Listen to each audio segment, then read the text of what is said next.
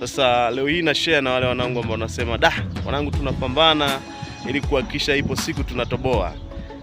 Kunapambana kila kukicha kuhakikisha kwamba ipo siku Mungu atabless wale wanangu wa one day yes. Lazima kitaeleweka, lazima tutatoboa tu. Sasa nataka ni share kitu kimoja hivi.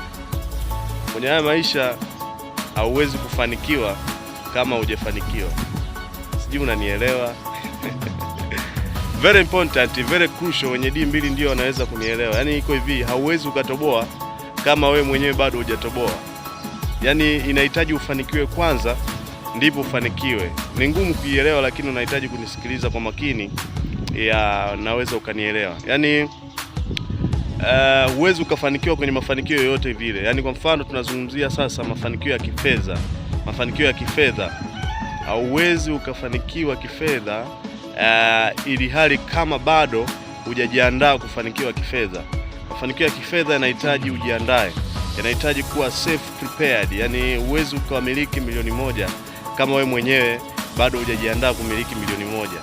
Kama ulikuwa hujajiandaa kumiliki hiyo hela itakupitia, alafu pia itaondoka na huwezi kujua imeenda wapi. Ni kwa sababu tu ulikuwa haujajiandaa kuimiliki hiyo fedha. Sasa kuna ulimwengu tofauti. Kuna ulimwengu wa kitajiri, kuna ulimwengu wa kimaskini, kuna ulimwengu wa kiroho. Sasa ni vitu vitatu tofauti ambavyo nataka ni share na wewe ili ukishavigundua ikusaidie kufanikiwa. Sasa hapa na share na wewe idea ya ulimwengu wa kitajiri. Unaanza kuwa tajiri kwanza ndivyo unakuwa tajiri. Yaani unaanza kuishi kwenye ulimwengu wa kitajiri, unaanza kuishi tabia za kitajiri ndivyo unakuwa tajiri. Lakini hauwezi kuwa tajiri ili hali unaishi kwenye ulimwengu wa kitajiri wa kimaskini. Unaishi kwenye maisha ya kimaskini. Na maanisha nini? Iko hivi. Yaani hata kama ukipewa pesa nyingi kiasi gani, hata kama ukipewa pesa dunia nzima, lakini kama bado unaishi kwenye tabia na ulimwengu wa kimaskini, wewe bado ni maskini.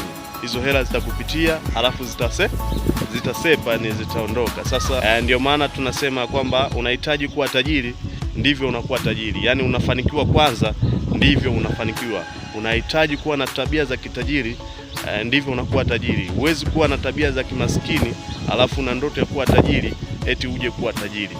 Zitafute tabia za kitajiri, uanze kuziishi, uanze kufanikiwa kwanza ndivyo ufanikiwe.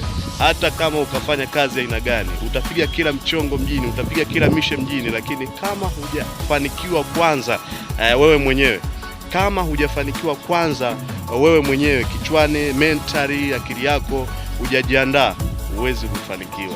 Hiyo ni kodi ambayo unahitaji kuwa nayo, unahitaji kuijua, ndivyo unaweza ukafanikisha njia zako. Shoutout nyingi, usikose kunifuatilia, kunifollow kwenye mitandao yangu ya kijamii kwa jina la DSL Media ili upate update mbalimbali za kimaisha ambazo zinaweza zikaboost up maisha yako. Tukutane next time.